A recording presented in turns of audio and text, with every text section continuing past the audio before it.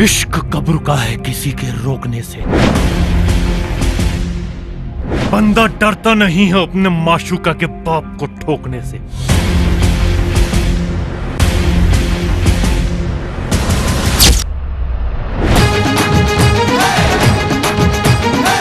ए राजू सुन ना, अगर बेशर्मी के वार्ड होतीस ना तो तू हिचला मिलती। एला बेशर्मी नहीं कहा बे, डेरिंग कथे डेरिंग। मस्ती में मतवाला कैरेक्टर निराला, बस्ती के रखवाला है राजू दिल वाला।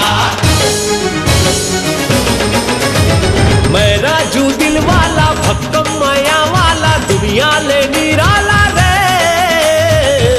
राजू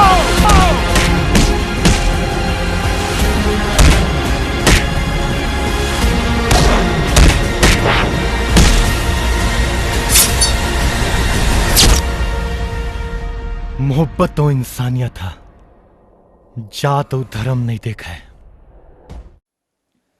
जय करोली सरकार। फिर से हम करोली धाम में हो और आगे की चर्चा के लिए हम चलते हैं, कुछ और भक्तों से बात कर रहे हैं। लेकिन उससे पहले एक चीज़ बताना चाहेंगे, कुछ आज हमारे साथ कोई विशेष अतिथि हैं जो करोली धाम में आए हुए हैं। वो कौन हैं, कहाँ से आए हैं और क्या नाम है, उसकी जानकारी के लिए उन्हीं से बात करते हैं। जय करोली सरकार। जय करोली सरकार, जय बाबा की। सर, सबसे पहले तो नाम जानना चाहूँगा और किस प्रोफेशन में है वो भी जानना चाहूँगा। जी, मेरा नाम प्रकाश अवस्थी है और मैं छत्तीसगढ़ से हूँ। छत्तीसगढ़ी फिल्मों का हीरो हूँ और अभी तो प्रोड्यूसर भी हूँ, डायरेक्टर भी हूँ। मैंने कुछ भोजपुरी फिल्में भी की हैं, बांग्ला फिल्म भी की है, हिंदी भी की है और बस बाबा की कृपा है, ईश्वर की कृपा है। एक सुपरस्टार आज हमारे सामने है जो छत्तीसगढ़ी फिल्मों का है। एक एक्टर की नज़र से जब देखते हैं करोली सरकार को, तो करोली सरकार आने के बाद क्या नज़र आया यहाँ पर? देखिए, मैं पर्सनली तो अपने बारे में बताऊं कि मैं किस तरीके से इस दरबार में आया। वो मेरे जीवन में 4-5 साल से मुझे लगता है कि कुछ ऐसा ज्ञान का प्रकाश मिला ईश्वर की तरफ से मुझे, और मुझे वो सारी चीज़ें पता चली कि हम इस संसार में क्यों जन्म लेते हैं, इस संसार में एक इंसान के आने का उद्देश्य क्या है, अगर हमको ये मनुष्य तन मिला है तो क्यों मिला है। ये सारी बातें मुझे कुछ 4-5 साल में मुझे बहुत अच्छे से ईश्वर के द्वारा प्रदत्त हुई। अब प्रदत्त हुई तो मैंने देखा कि संसार में बहुत कष्ट हैं, लोग बड़े पीड़ित हैं अलग अलग तरीके से। और इसी दरमियान मैं यूट्यूब में इधर उधर सब आध्यात्मिक चीज़ों को सर्च करते रहता था। इसी बीच में मुझे करोली सरकार के कुछ वीडियोस दिखे और उन वीडियोस में मैं देख रहा था कि बाबा जी कुछ जिनके ऊपर नेगेटिविटी हावी था उनको इलाज भी कर रहे थे और बहुत सारी ईश्वरीय चर्चा भी करते थे।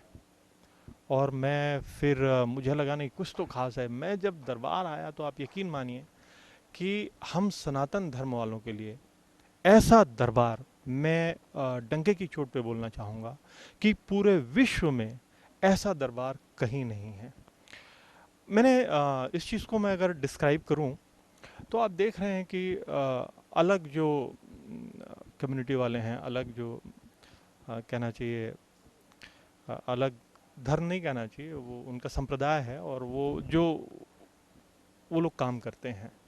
जैसे मैंने देखा है कि क्रिश्चियनिटी में भी बहुत सारी जगहों पे बड़ा एक सम्मेलन लगाया जाता है, उसमें उनको ठीक किया जाता है, अलग अलग तरीके के चमत्कार होते रहते हैं। सनातन धर्म में ऐसा चमत्कार देखने को नहीं मिलता था।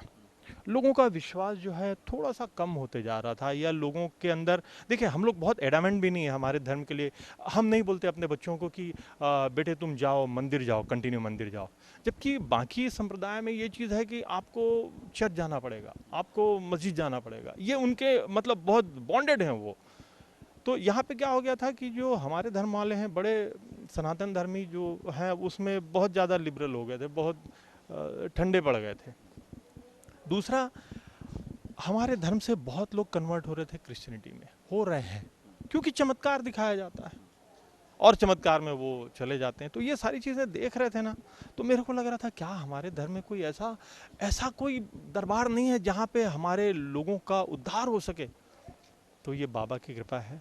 मैं शत शत नमन करता हूँ बाबा राधारमण मिश्र जी को, बाबा संतोष भदरिया जी को, और इस पूरे दरबार को, माता जी को, गुरु माता को, और भगवान शिव को, शिव परिवार को, कि उन्होंने एक ऐसा दरबार बनाया जिससे हम सनातनी को हम सनातन धर्म के लोगों को अपने धर्म पे गर्व होने लगा है, और मुझे लगता है कि इस दरबार में जो आ जाता है उसके सारे कष्टों का निवारण हो जाता है, और मैं ये खुद अपनी आंखों से देख रहा हूँ।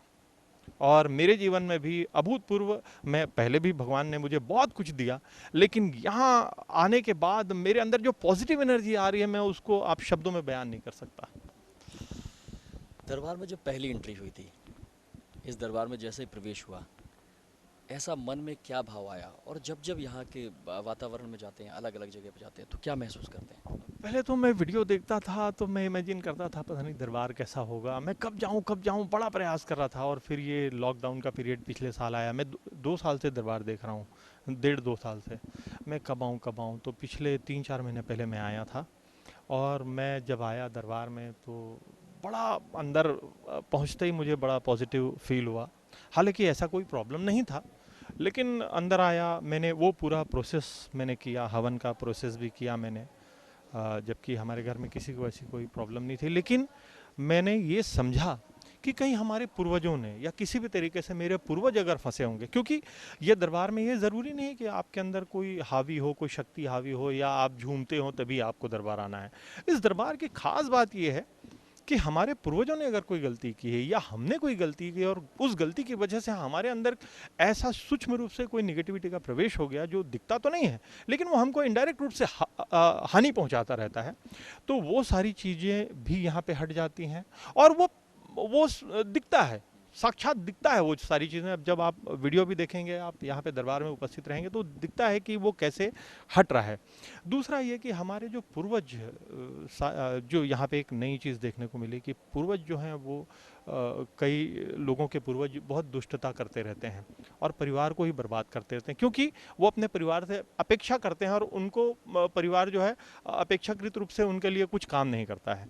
तो ये सारी चीज़ें जो होती हैं, और पूर्वजों की जो मुक्ति होती है, और उसके बाद जो बॉडी पूरी तरीके से प्योर हो जाता है, आप शिवलोक से जुड़ जाते हैं, और आप जब आप मृत्यु को प्राप्त करते हैं या आपकी आत्मा जब शरीर छोड़ती है, तो उसके बीच में जो है, यानी कि जैसे गंगा को साफ करने वाली बात है ना, उसी तरीके से आपके ब्लड लाइन को साफ करने वाली बात यहाँ पे हो रही है।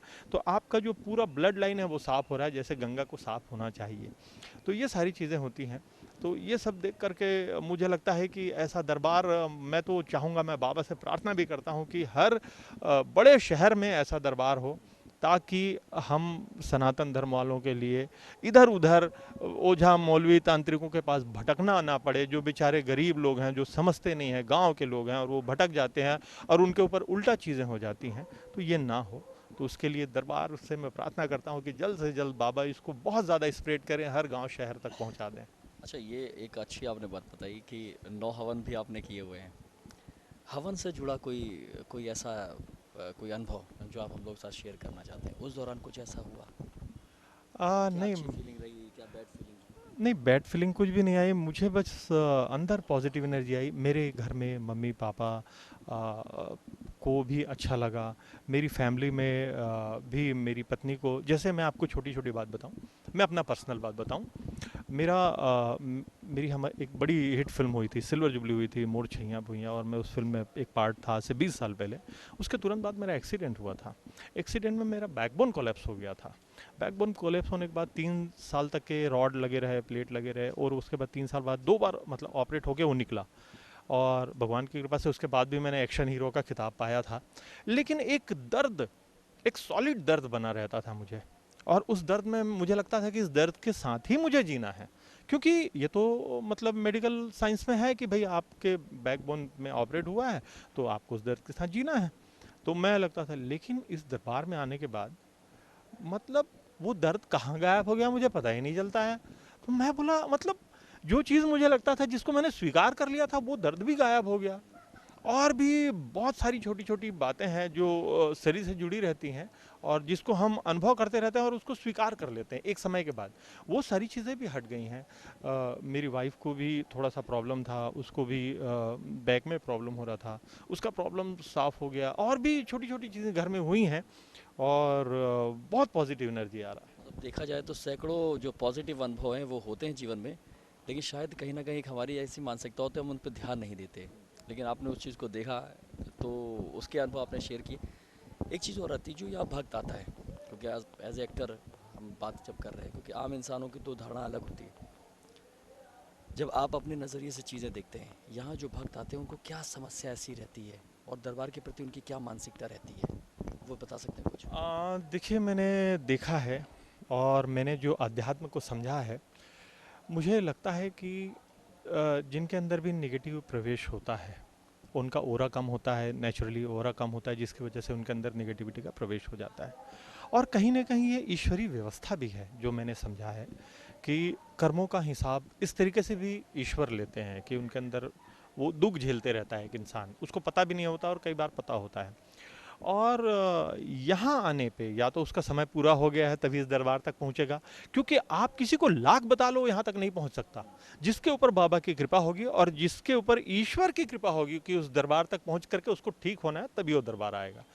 तो मैंने यहाँ पे देखा है कि मैक्सिमम वो लोग हैं जो निगेटिविटी से ग्रस्त हैं और वो लोग आ रहे हैं। लेकिन मैं स्पेशली कहना चाहूँगा कि अगर निगेटिविटी नहीं भी है तो आप ये मान के चलिए कि आपके शरीर में कोई तकलीफ है या किसी भी छोटी मोटी तकलीफ है या आपको काम धाम आपका अव्यवस्थित है, तो किसी न किसी रूप में आपके पूर्वज जो हैं वो मुक्त नहीं हुए हैं। तो इंसान को ये करना चाहिए कि यहाँ तो एकदम गणित के जैसा सारा सिस्टम बना हुआ है और आप बाबा से मिले ना मिले कोई ज़रूरी नहीं है, आप उस सिस्टम को फॉलो कर लीजिए, तो कम से कम आपके पूर्वजों की आपको पूर्वज मुक्त होंगे और उनकी कृपा या उनका आशीर्वाद भी आपको मिलेगा। और आप जब इस दुनिया से जाएंगे तो आपका लाइन क्लियर मिलेगा। तो कम से कम ये करना चाहिए और शायद मैं यही करने के लिए इस दरबार में आया हूँ। इन सारे सुखद अनुभव के बाद, क्योंकि जब गुरुजी से मुलाकात होती है आपकी, अब ऐसी कौन सी बात रह गई है जो ऑन कैमरा आप बोलना चाहते हैं उनको, जो अभी तक नहीं बोल पाए? बाबा को मैं शत शत प्रणाम करना चाहूँगा, धन्यवाद देना चाहूँगा। और सच्चाई बोलूँ तो मैं इस विषय पे एक फ़िल्म बनाने के लिए भी बहुत दिन से सोच रहा हूँ। एल्बम्स तो मुझे करने हैं, बाबा की कुछ गीत बनाने हैं, भजन बनाने हैं। एक फ़िल्म बनाने के लिए मैं बहुत दिन से प्लान कर रहा हूँ, ताकि एक पूरा सिस्टम, और हो सकता है कि मैं कोई बड़ी हिंदी फ़िल्म बनाऊँ ताकि लोगों तक, हर लोगों तक ये बात समझ में आए कि क्यों वो तकलीफ़ में हैं। और बहुत सारे हॉरर फिल्में बनी हैं उल जलूल, जिसमें भूत प्रेत अजीब सा दिखाया जाता है, भूतों को मतलब अजीब अजीब सी फिल्में बनाई जाती हैं। उस तरीके से नहीं, एक सिस्टम के साथ जो मुझे समझ में आया है मैं बनाना चाहूँगा। और बाबा से बस यही प्रार्थना है कि ये दरबार केवल यहाँ तक सीमित ना रहे, हर जगह चले जाए, हर जगह बड़े शहरों तक चले जाए, ताकि लोग जो पीड़ित हैं उनको आसान हो जाए और उनकी समस्याएं ख़त्म हो जाए। और हमारा जो भारतवर्ष है, हमारा सनातन धर्म है, वो पूरी दुनिया में छा जाए। बस यही मेरी कामना है, यही प्रार्थना है बाबा से। एक सीनियर स्टार प्रकाश जी हमारे साथ में थे। आगे भी बहुत से विषयों में चर्चाएं लगातार हम लोग करते रहेंगे, इनको हम लोग जीवन में कभी नहीं छोड़ने वाले हैं, लगातार यहाँ के अनुभव लेते रहेंगे। और यकीन मान चलिए कि एक आम इंसान से तो हम लोगों ने कई बार बात करी है, क्योंकि उनका ऑरा अलग होता है। जब एक सीनियर स्टार से हम बात करते हैं तो उनका एक देखने का नज़रिया दरबार को भी अलग होता है और उनके अनुभव हमने जाने। आगे भी हम लोग चर्चा करते रहेंगे चमत्कारिक दरबार के बारे में, और लगातार हम लोग इसीलिए कहते हैं कि ये चमत्कारिक दरबार है, ये करौली सरकार है। आपका कोई सवाल हो जो आप गुरुजी से जानना चाहते हैं या कोई जानकारी चाहते हैं, तो कृपया इस नंबर पर व्हाट्सएप करें।